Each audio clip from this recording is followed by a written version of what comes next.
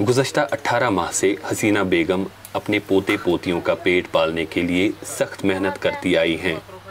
Myanmar से 2012 में जम्मू आने के बाद ये ख़ानदान एक पुरमशक्क़त लेकिन निस्बतन पुरसुकून ज़िंदगी गुजार रहा था।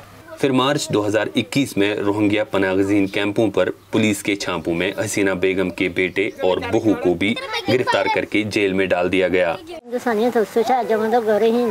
मेरे बेटे और बहू को हीरानगर जेल में बंद किया है और वो भी बगैर किसी वजह के।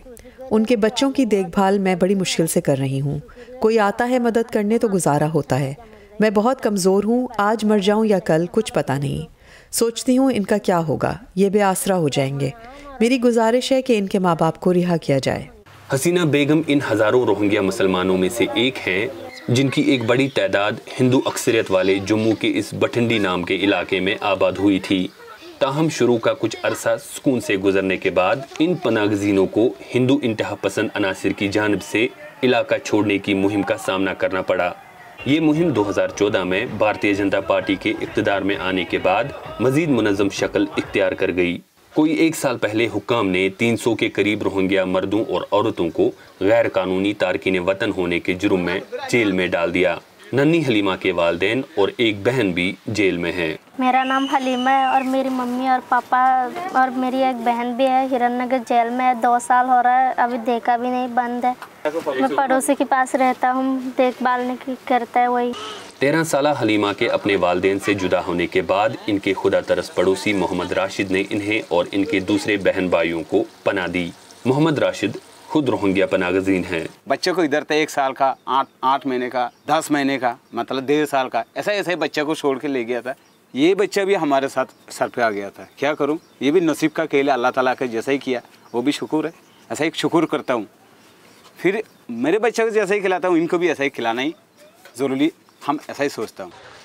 बठिंडी की इन तंग गलियों में रोहिंग्या पनागज़ीन मजदूरी या छोटी मोटी दुकानें चलाकर ज़िंदगी गुजार रहे हैं। इब्तिदा में बुनियादी सहूलियात की अदम मौजूदगी के बावजूद वो इस ज़िंदगी से खुश थे।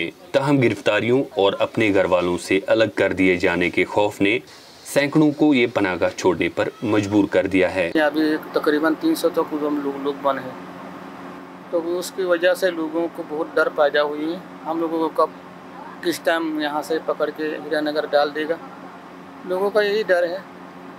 तो लोगों का डरने की वजह से, लोगों के डर की वजह से कुछ लोग यहाँ से भाग गया बांग्लादेश में। हम तकरीबन 700 फैमिली तक यहाँ से निकल गई। यहाँ पनाह लेने वाले रोहिंग्याज को शिकायत है कि पनागज़ीनों के आलमी इदारा में इनकी रजिस्ट्रेशन के बावजूद इन्हें मुहाजिर का स्टेटस नहीं दिया गया और इनके साथ गैर कानूनी तारकीन वतन जैसा सलूक किया जाता है। ताहम इलाके में बीजेपी के चीफ के मुताबिक मुल्क दुश्मन ताकतें रोहिंग्या पनागज़ीनों को इस्तेमाल कर रही हैं। जिस एरिया में वो रहते हैं वो गरीब लोग हैं, उनका कोई घर नहीं है, ठिकाना नहीं है, मजदूर मजलूम लोग हैं।